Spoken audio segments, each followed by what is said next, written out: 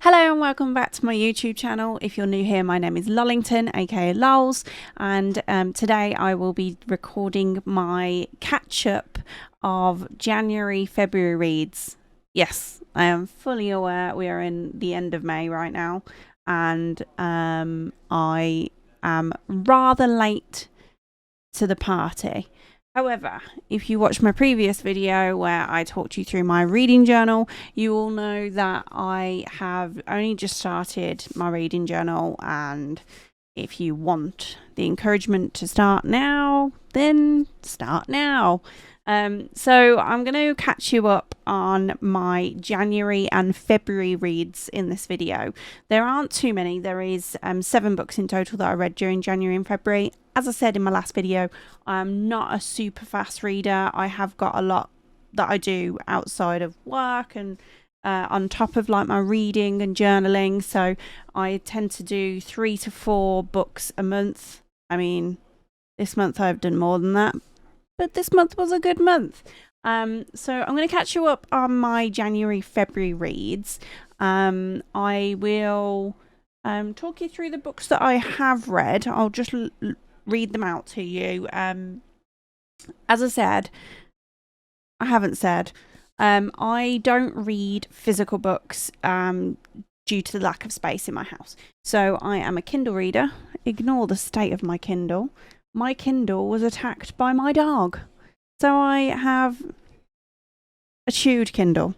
I do plan on maybe decorating this with stickers and stuff. Maybe that could be another YouTube video. Let me know if you think that would be good. Just to decorate and hide the state that is that Kindle. So I'll talk you through the books that I did read in January, February, and then I am going to talk you through what I thought of each book while I show you what I do in my journal.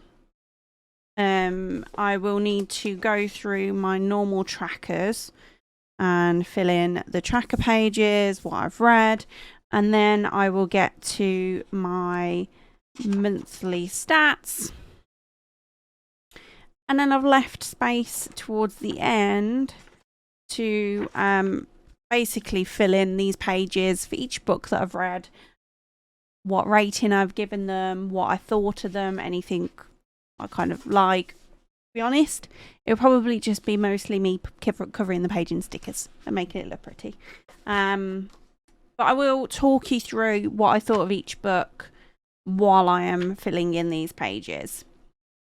So, first things first, the books that I read in January. I read The Fourth Wing by Rebecca Yarros. I read One Day by David Nichols. And I read Any One of Us by Martin Ford. So we'll go through those slightly later. And then in February, I read Binding 13 and Keeping 13 by Chloe Walsh. I read Wildfire by Hannah Grace. And I read Suddenly a Murder by Lauren Munoz. I think I've pronounced her name right. Munoz. Anyway, so we'll go out to them shortly. And first, I'm going to go through my reading journal stats pages, fill in all the little nice bits at the front, and then we'll talk about each book then on out.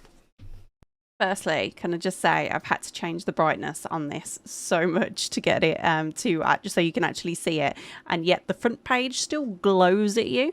So I've started off my journal pages with my bookshelves.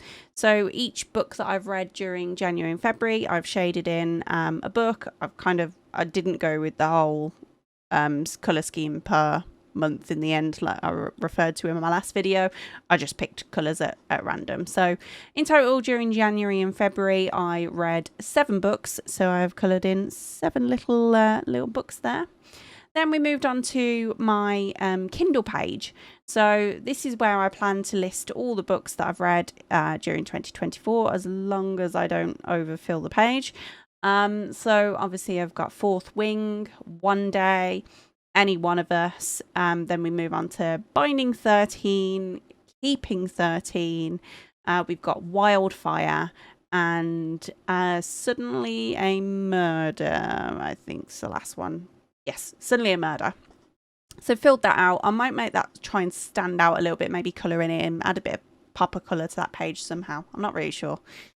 Anyway, so my monthly stats pages. So these are a little bit bland at the minute. I need to jazz these up. I'm not really sure how I'm going to do it, but I definitely need more to it. So in January, I read 3 books.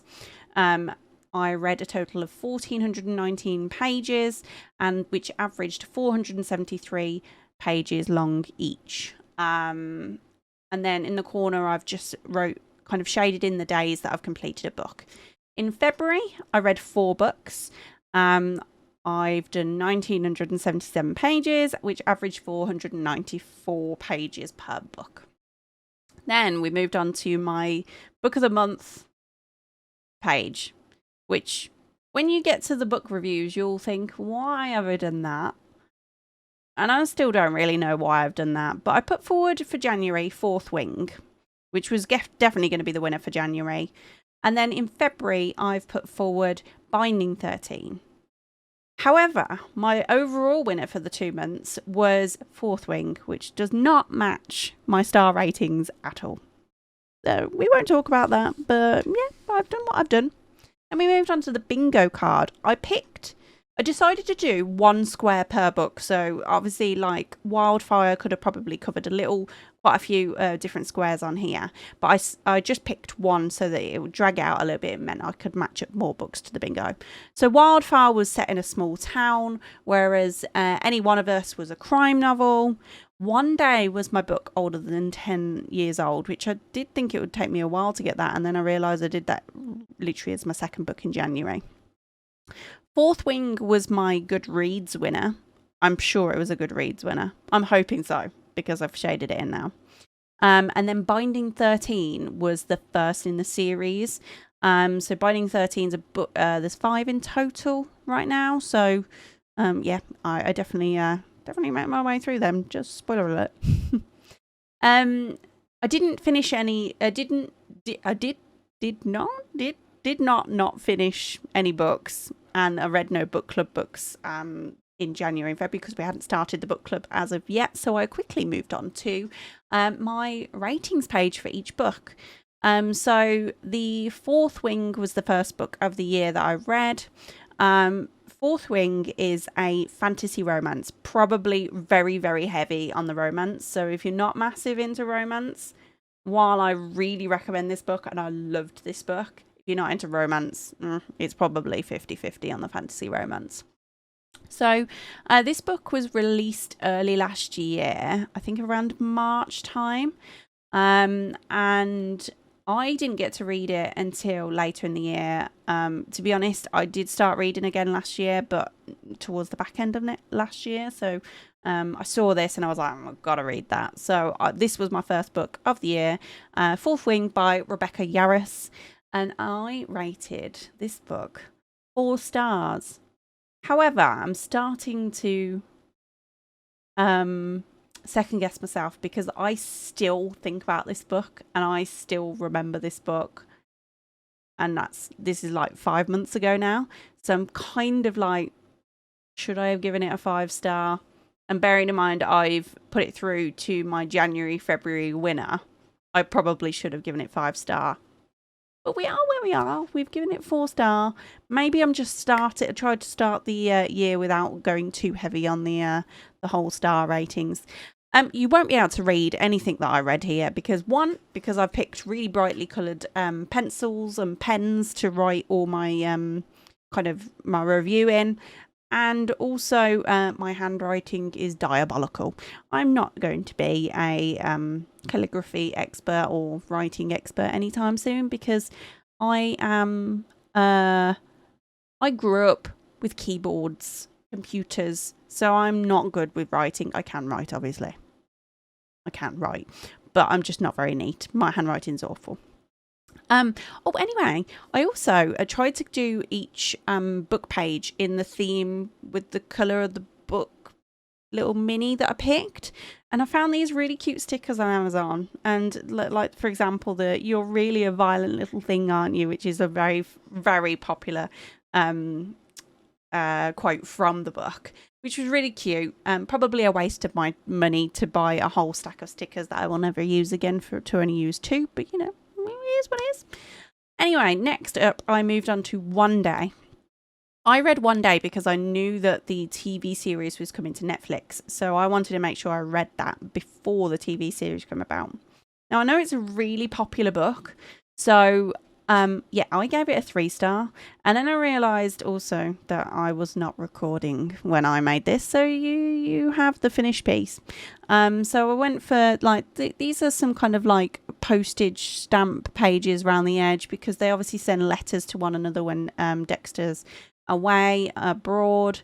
But I hated Dexter in the book. Like, I really struggled because the book was so long.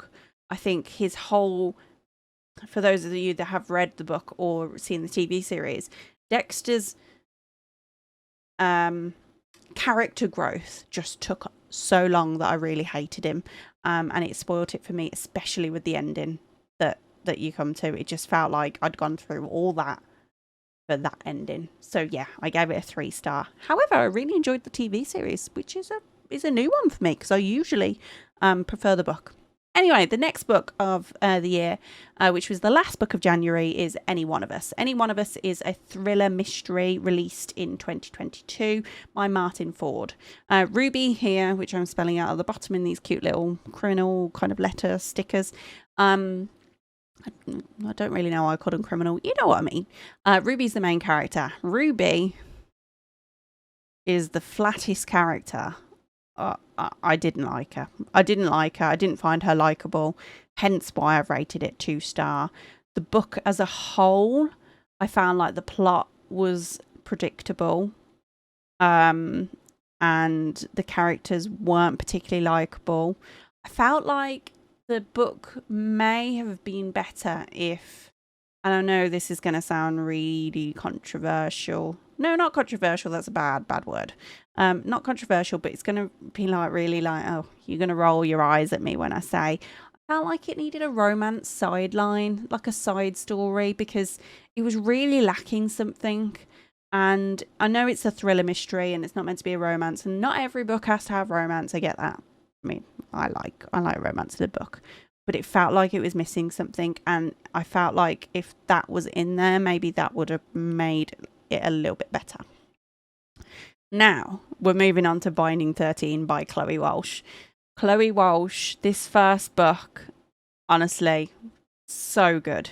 So, Binding 13 is a sports romance, probably more on the romance than the sport, but it's based around a private school called Tommen, and where they have very skilled rugby players. This, as a trigger warning, is a very hard book to read, with very not hard book to read, but there's some very difficult topics in here. It's I definitely read the trigger warnings and everything that are associated with this book before reading, because they are very difficult and possibly triggering topics. However, the book in itself, chef's kiss. Brilliant. So I rated this a 5-star. I felt all the characters were just so lovable. The characters were just so she's just done it so well. This is the first one in the series. Currently there are 5 in the series, and she's worked it really well, where the characters are really prepared for their books. So each book is about, obviously the first 2 books are about Johnny and Shannon. However, the 3rd and 4th book are about her brother, and it really builds it up well for you to get excited for these other books. And I just think she's done it so well. It is very heart-wrenching, the book. I don't even know where to start. Like, I highly recommend this book. Why I have chosen Fourth Wing to go through over Binding 13, I feel like I've done it because I read a lot of romance books, And at this rate, I'm not going to have any fantasy books and things like that to go through to the potential final of Book of the Year. I feel like I've just wanted to give a genre a different, like another chance, because of the amount of books that I've read so far that are probably similar to the kind of normal romance fiction. So I quickly moved on to Keeping 13. The one thing I would say, and this kind of relates to Binding 13 as well, is these books are really long. They're really long books. And while I probably didn't feel it so much with Binding 13, Keeping 13, I really felt it. Like, I felt like the book just went on. And I would say that it doesn't really get kick-started until probably about... I'm probably wrong there. I'm just remembering that it... At about 50% of the way through the book, I was like, what is going on here? This is a little bit samey. Like, can we move along? And then it got to 70%. And can I say, I was not expecting what happened. And it was... so I've given the book a 4-star rating. And bearing in mind, I spent the first probably 50% of the book feeling like it wasn't going anywhere. For the last 30% to award it that 4-star. Again, very triggering and very, very difficult topics to read. However, I just love this series. I love this series, these books. These books are just brilliant and they're so good. And you just love the characters more and more. The only thing I maybe would say is I love a romance novel, but sometimes, like, Johnny would use the same phrases to describe Shannon over and over again, and I was a bit like, bleh. Making me a little bit like, oh, this is a bit sickly now. Like, maybe get some different material. That would probably be the only thing I would say. However, I don't know. I'm still rating it a 4-star, and it was the brilliant ending to kind of Shannon and Johnny's storyline. Then we moved on to Wildfire. Wildfire, if I remember correctly, and I can't remember what book it is, there's a series about ice hockey players, maybe? I don't know. I can't remember. And this is one of the other teammates. Now, somebody told me this after I read Wildfire, so I did not put 2 and 2 together at all. I did not notice that there were characters in it from a book that I'd read the previous year. That's probably how memorable the last book was. I remember the story, but not the characters. So Wildfire is definitely a romance novel. It's loosely sport related. However, there's not as much sport in it as kind of some other ice hockey kind of books that I've read. It's really, really not a lot of in there.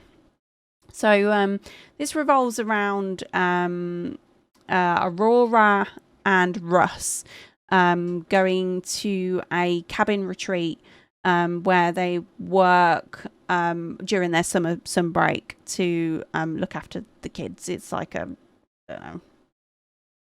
retreat type thing. I rated this 3 stars just because there was a couple of things. I mean, it didn't feel like much happened. So there wasn't really much in the way of an inciting incident. There was nothing really. At one point I thought, oh, maybe they're going to have a falling out, and then they didn't. So there wasn't really much, like, I think I used the word angst when I read this. Like, there's nothing there that really, like, tested the relationship. And also just nothing exciting really happened. Yes, they have bad relationships with their parents, and that was about all it was, and it didn't really affect the story. And also, Aurora was really, like, set up at the start to had this certain personality that she really struggled with, that she wanted a battle, and then she did not display that personality at all through the rest of the book. Like, she was a completely different person. She was nothing like that. So I don't really know what went on there. Then, is this the final book? Yeah, I think this is the final book. Is Suddenly a Murder. So Suddenly a Murder. Oh my gosh, Suddenly a Murder was a book club book. So yeah, I do need to go back and add this to the book club page, which I will do for my next video. So Suddenly a Murder was a book that we picked as our first book for the book club. And as you can probably tell from the little images that I printed from Canva and cut them out, it is a murder mystery book. It follows a load of teenagers that go away on a break to a manor house that is owned by some famous celebrity or something.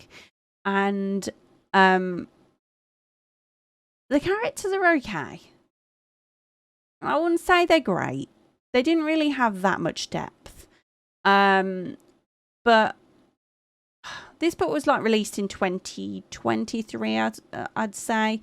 And I could have told you who the murderer was going to be very early on. I probably had a moment where I was like, oh, maybe I'm wrong, which is fine. But when I look back, I was like, yeah, I mean, I wasn't surprised by who the murderer was. And I wasn't surprised by the reasoning for the murder. So like the motive, should we say, for the murder was not surprising at all, in a sense. When you look at it on a deeper level, why she did what she did, I'm not surprised. But the reason behind... Oh, I'm trying to do this without giving away the story, but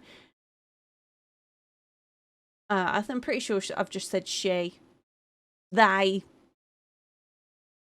I'm not going to give away who it is, but I probably just have. They are protecting someone, but the reason they're protecting someone, I'm just like, why? Why are they defending these people? Why? Like, it just... I don't know.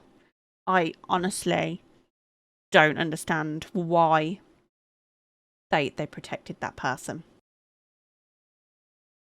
So yeah, I didn't understand that book at all. I didn't like it.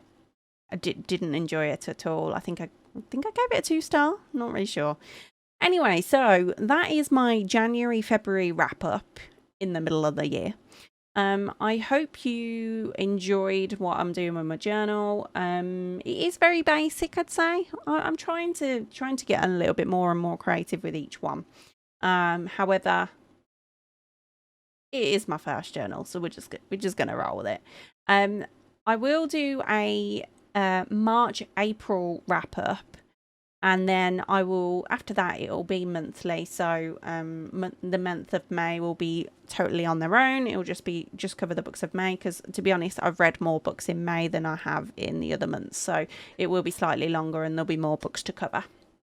So if you have any books or recommendations, if you have any comments on what I think of those books, I'm really sorry I've upset anyone. But however, I feel what I feel about these books. Some of these books are just really, yeah.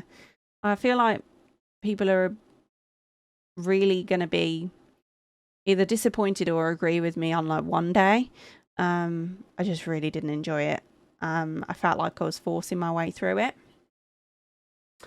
But yeah, let me know what you think. If there's any book recommendations you have for me to read in June, I would be very glad to accept those books. And then I'll be back again in I don't know, soon. Turn on the notifications and you'll find out. I'll be back again soon to go through my March-April books. Thanks for watching, everyone, guys. Bye.